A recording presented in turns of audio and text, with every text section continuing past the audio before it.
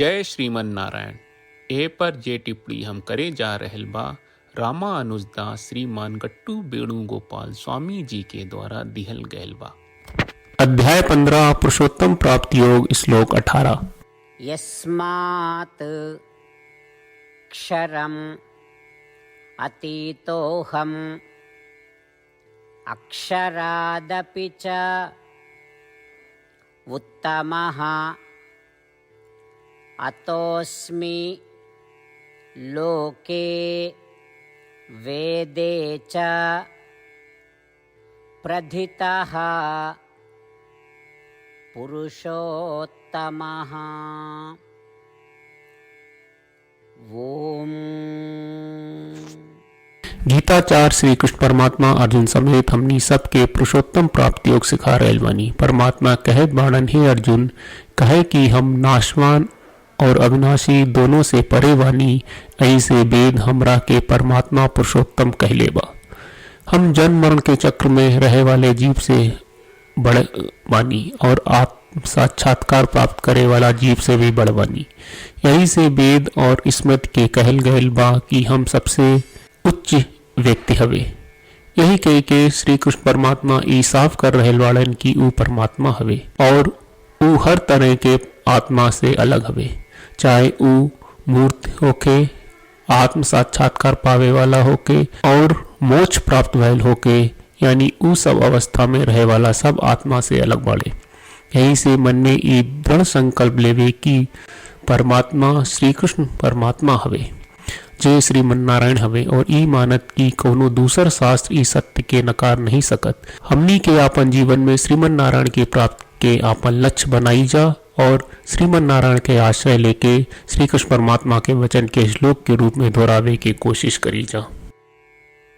यस्माक्षरमतीतोऽहम् अक्षरादपि चोत्तमः अतोऽस्मि लोके वेदे च प्रथितः पुरुषोत्तमः।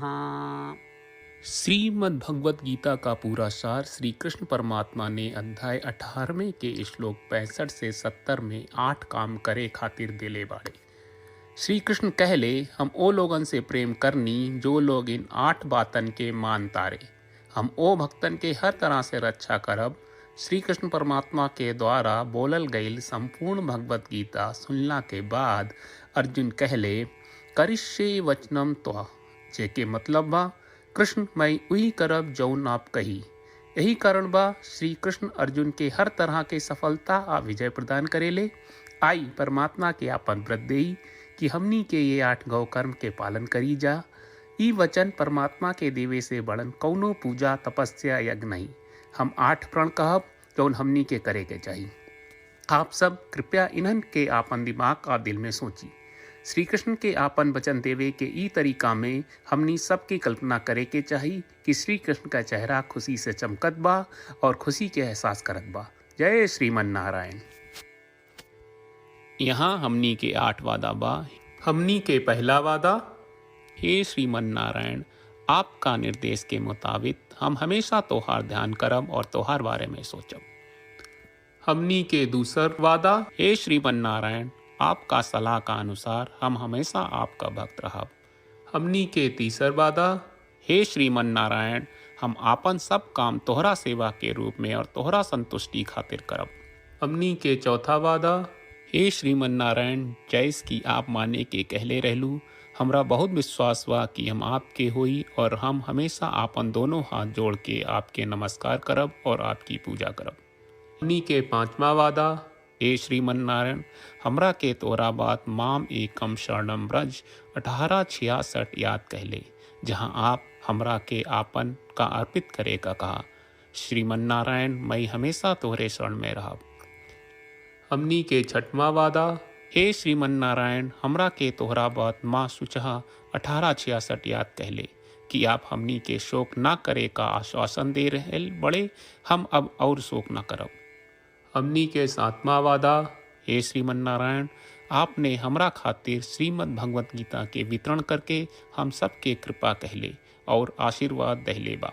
हम वादा करत बानी कि रोजाना कम से कम 1 श्लोक पढ़ब या सुनब। हमनी के 8वां वादा, हे श्रीमन नारायण, आप गीता के पूरा मानवता तक ले गयलू। हम गीता में आपके दिव्य वचन के उन भक्तन तक पहुँचावे के प्रयास करब जे गीता से अपरिचित बा।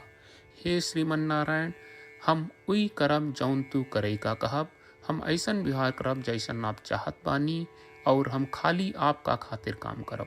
श्रीमन नारायण के रोज आपन वचन देहल कि हम ओइस करब जैस आप कहत बानी, ई अपने आप में बड़न पूजा बा। श्रीमन नारायण करशे वचनम त्वा। श्रीमन नारायण, हम तोरे निर्देश के मुताबिक काम करब। सर्वम श्री कृष्ण अर्पणम अस्तु। जय श्रीमन नारायण। यस्मात् क्षरम् अतीतोऽहम् अक्षरादपि च उत्तमः अतोऽस्मि लोके वेदे च प्रथितः पुरुषोत्तमः। ॐ यस्माक्षरमतीतोऽहम् अक्षरादपि चोत्तमः अतोऽस्मि लोके वेदे च प्रथितः पुरुषोत्तमः। जय श्रीमन नारायण। सब भक्त लोगों से विशेष अनुरोध बा, जीवन में हर चीज में हमनी के तत्कालिक और प्रभावशाली परिणाम की अपेक्षा रहला। एकरा खातिर आइए रोजाना 1 मिनट के समय निकालल जाए और नारायण आश्रम पढ़ल जाए। नारायण आश्रम प्राप्त करे खातिर नारायण आश्रम वेबसाइट पर जाई, जो www.narayanashram.org है, और पंजीकरण में आपन नाम और ईमेल दर्ज करी। आपके द्वारा प्रदान कईल गई ईमेल पर आपका एक नारायण आश्रम PDF प्राप्त हुई। PDF में एक रामायण श्लोक, एक गीता श्लोक और एक विष्णु नामम बा। ये तीनों के मिल के नारायण आश्रम कहल जाला। हर व्यक्ति के ये श्लोक के अलग अलग संयोजन मिलेला। जब हर कोई 24,000 भक्तन के साथ रोजाना आपन नारायण आश्रम पढ़त आ सुनत बा, ता हर दिन संपूर्ण रामायण का 1 दौर, श्रीमद् भगवत गीता पारायण के 33 दौर और श्री विष्णु सहस्त्रनाम स्तोत्र पारायण के 24 दौर प्रतिदिन पूरा होएला।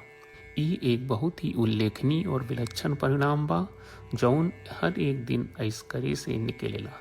ई कारण बा कि आप और आपके परिवार के सदस्य तुरते जाके आपन नारायण आश्रम प्राप्त करी। जय श्रीमन नारायण।